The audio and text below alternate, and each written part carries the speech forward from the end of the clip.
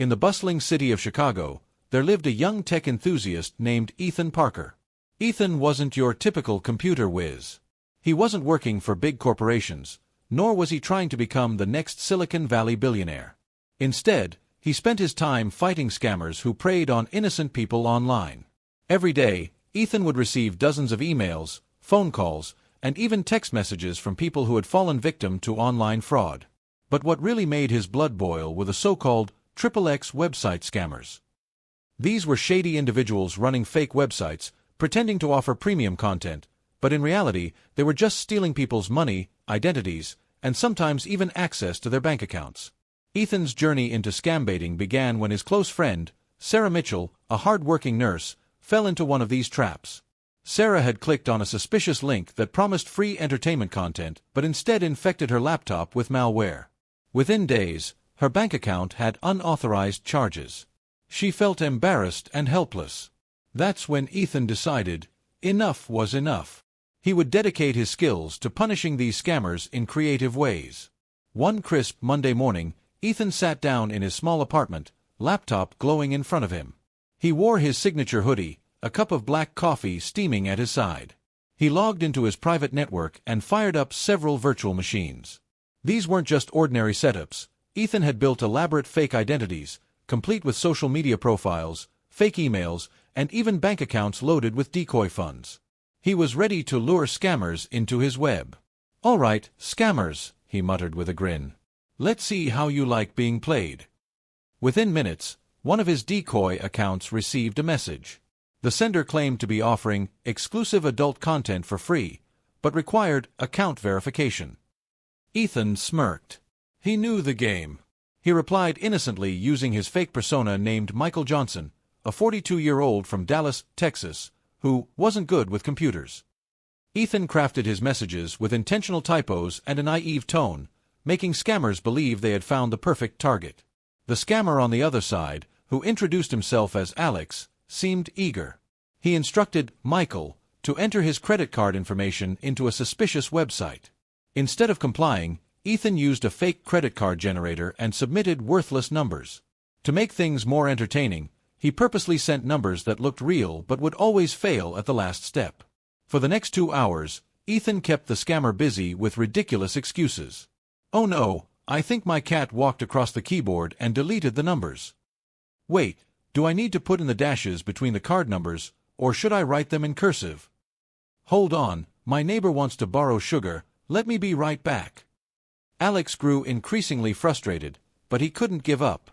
Scammers thrive on patience, and Ethan knew exactly how to test that patience. Meanwhile, Ethan's software quietly traced Alex's connection. Within minutes, he discovered that Alex was operating from a small internet cafe in Miami, Florida.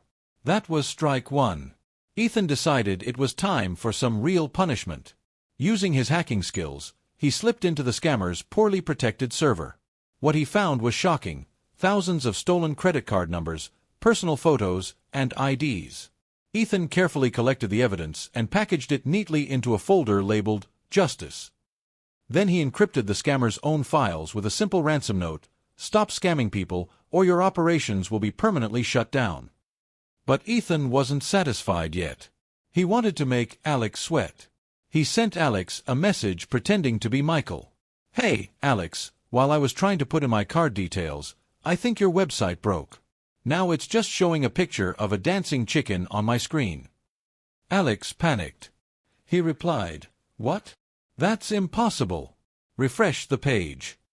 Ethan, chuckling behind his screen, quickly coded a fake web page filled with cartoon chickens dancing to silly music. He sent Alex a screenshot. "See? I think your site got hacked." Alex freaked out, typing furiously, No, that's not right. Don't tell anyone about this. Just try again with your card." Ethan dragged it out even further. "Okay, but should I put in my card number before or after I feed the chickens?" At this point, Alex exploded with frustration, typing in all caps, "There are no chickens.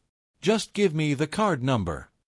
Ethan leaned back, laughing so hard his coffee nearly spilled. But the best part was yet to come. He quietly sent all the collected evidence to the FBI's cybercrime division and included detailed notes about Alex's identity, location, and fraudulent activities. The next day, Ethan received a follow-up email from an FBI agent confirming they were investigating. That was strike two for Alex. Meanwhile, Ethan decided to give Alex one final lesson. He pretended to be Michael one last time and wrote, "Alex, I figured out what went wrong. You tried to scam the wrong person. From now on, every time you open your computer, you'll see chickens dancing. Maybe that'll remind you not to mess with innocent people again." Sure enough, Ethan had programmed a harmless prank virus that triggered a looping chicken animation every time Alex logged into his computer. Reports later surfaced that the Miami internet cafe shut down after a mysterious chicken virus spread across every computer, locking scammers out of their own systems. Ethan smiled, sipping his coffee. Justice had been served, in the funniest way possible. Sarah, his friend, couldn't stop laughing when Ethan told her the story. "So you're telling me, scammers all over Miami are stuck watching chickens dance on their screens?" "Exactly," Ethan replied proudly. "And the best part, they won't be stealing from anyone for a long while." From that day on, Ethan continued his mission, not just exposing scammers but punishing them with creativity, humor, and justice. His legend grew in online communities, and people began calling him the Scammer Avenger. Whenever a new scam appeared, Ethan was ready, armed with fake identities, clever tricks, and an endless supply of dancing chickens.